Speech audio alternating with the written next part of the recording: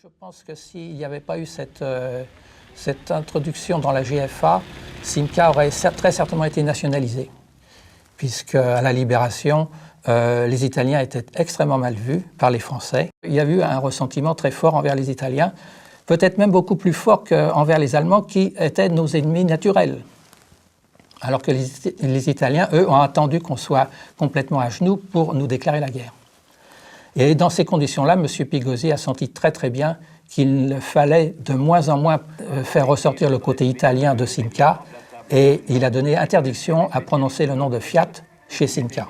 Au moment de la libération de Paris, il y avait un contrat qui a été négocié avec l'armée américaine pour reconditionner des moteurs de Jeep.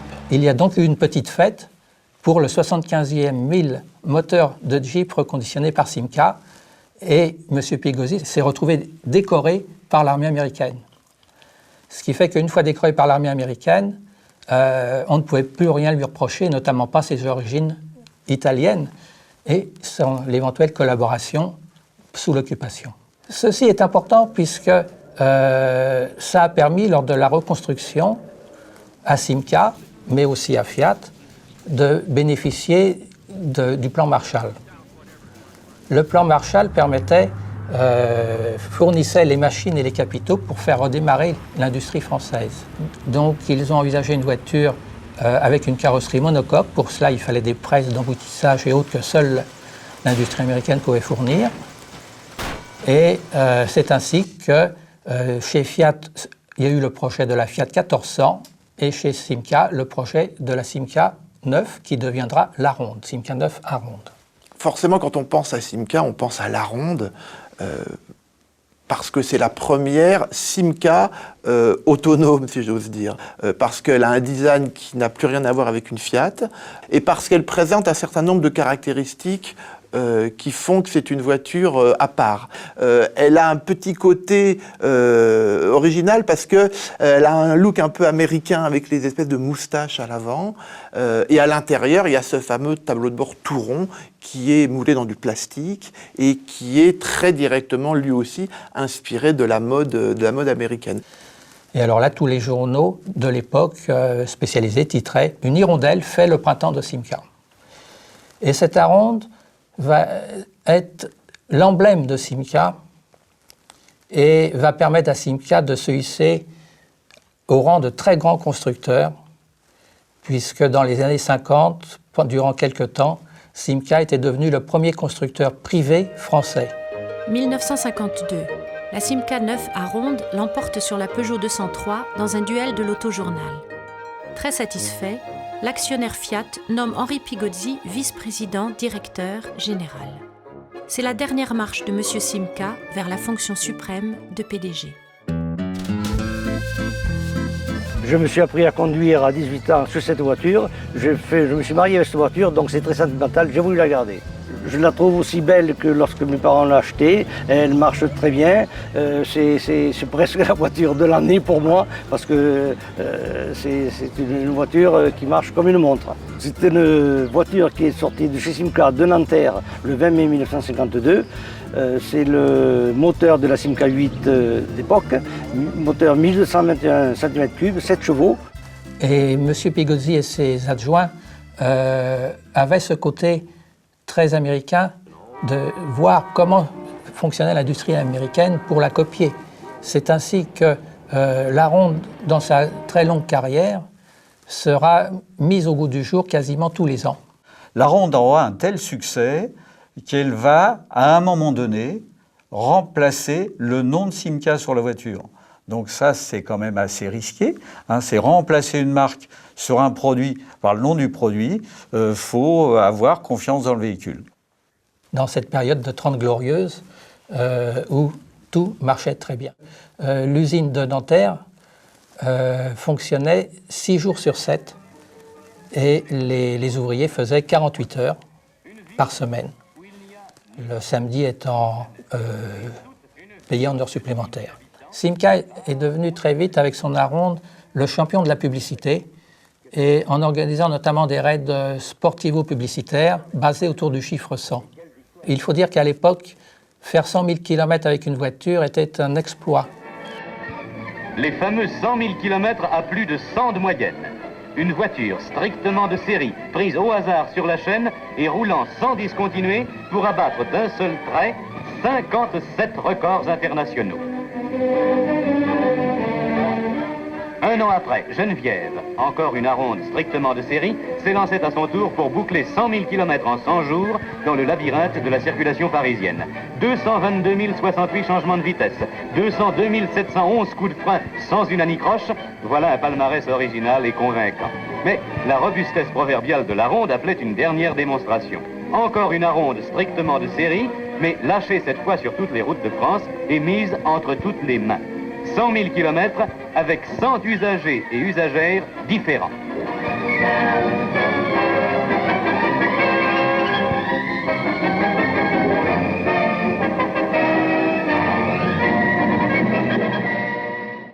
Il s'agissait de faire effectuer 100 000 km par la voiture par 100 conducteurs.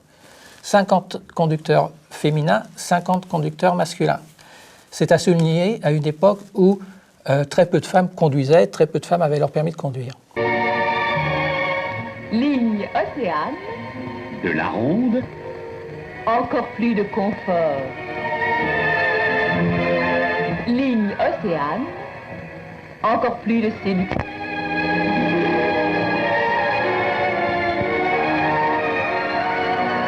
Ligne Océane et moteur Flash pour toutes les arondes 1300. Encore bravo les arondes. Simca, la clientèle féminine, c'est une chose importante.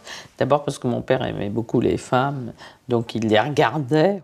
Il pensait que, si vous voulez, l'automobile, c'était pas juste monsieur qui se mettait au volant, mais qu'il y avait un créneau, justement, à l'époque, pour séduire les femmes. C'est de penser que, finalement, en France, elles ont eu le droit de vote en 1946. Et les femmes, c'était un peu, je veux dire, le balbutiement des femmes qui commençaient à jouer un rôle. Et je pense qu'il s'est dit que c'était un univers à séduire. Et mon père, il était aussi dans la séduction.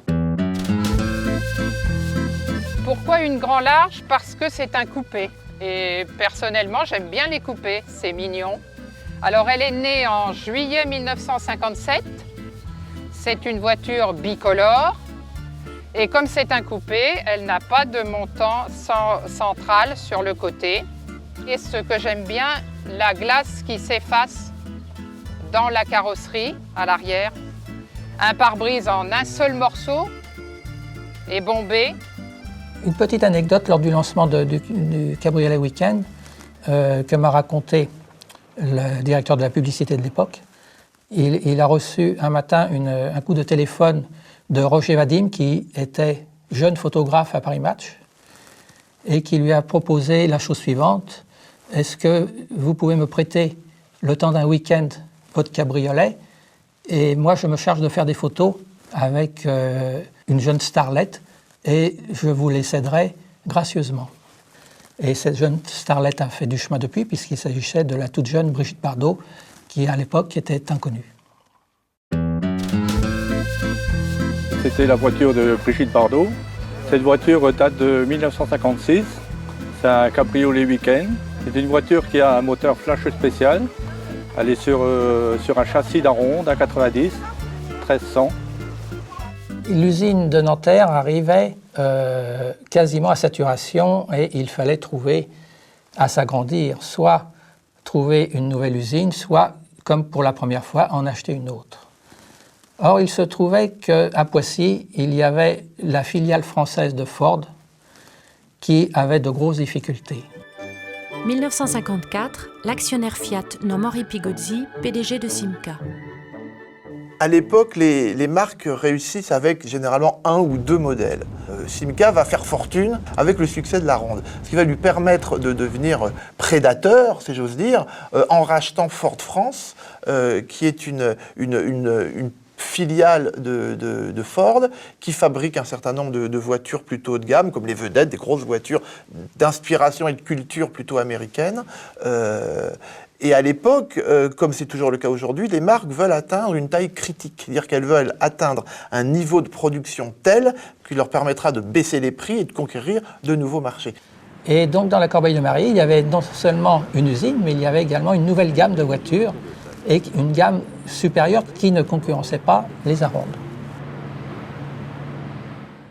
Grâce au rachat de la filiale française de Ford, Simca est devenu le premier constructeur français privé, devant Peugeot et devant Citroën. La Vedette était un peu considérée comme la voiture du nouveau riche français. C'était une petite américaine en réduction. Elle s'est démodée relativement vite, ce qui fait qu'il a fallu la restyler. Elle a pris encore plus de clinquant. Elle s'est allongée pas mal aussi. J'ai pu trouver que ce modèle-là sur le marché, dans un bon état, donc comme elle correspondait à mon passé, c'est pour ça que je l'ai choisie. C'est une Simca de type Beaulieu, finition Beaulieu, et donc avec un moteur V8, voilà, qui est très agréable à conduire, l'année 1957. Monsieur Picotti arrive à Poissy. Ne quittez pas, je vous prie. Allô, Poissy ?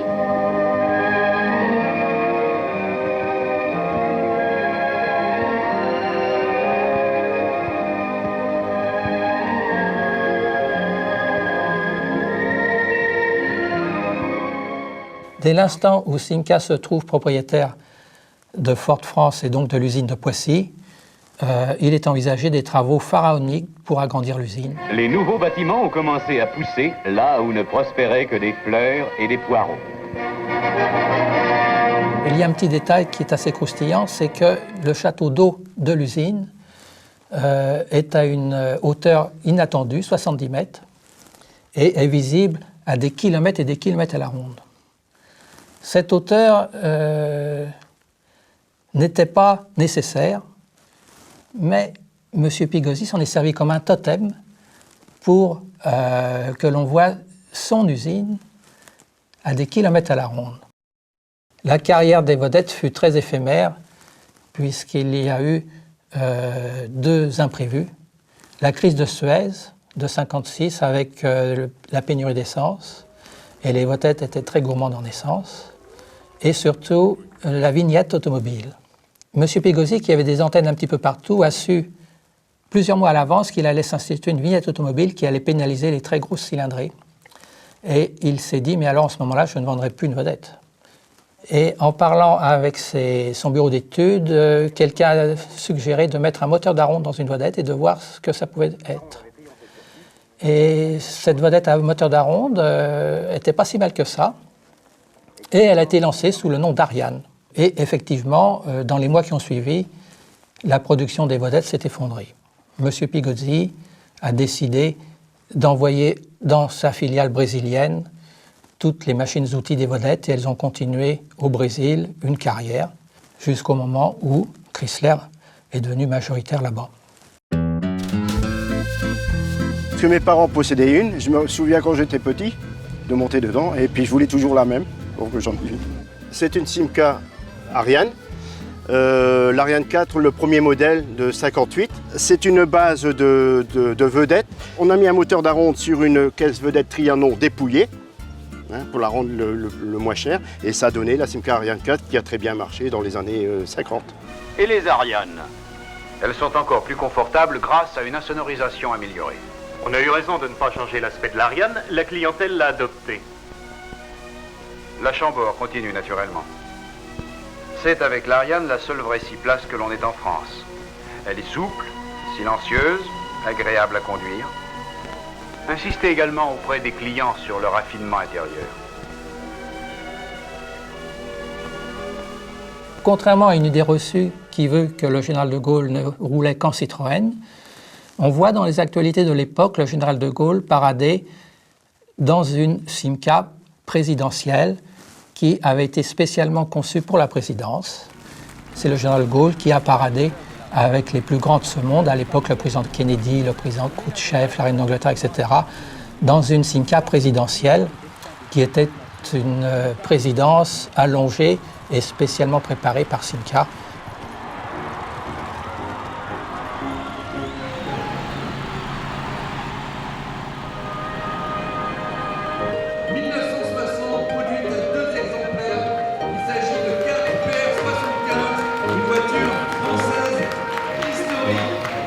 La Simca vedette présidence 4 PR 75 a été mise aux enchères et vendue pour la somme de 100 000 €.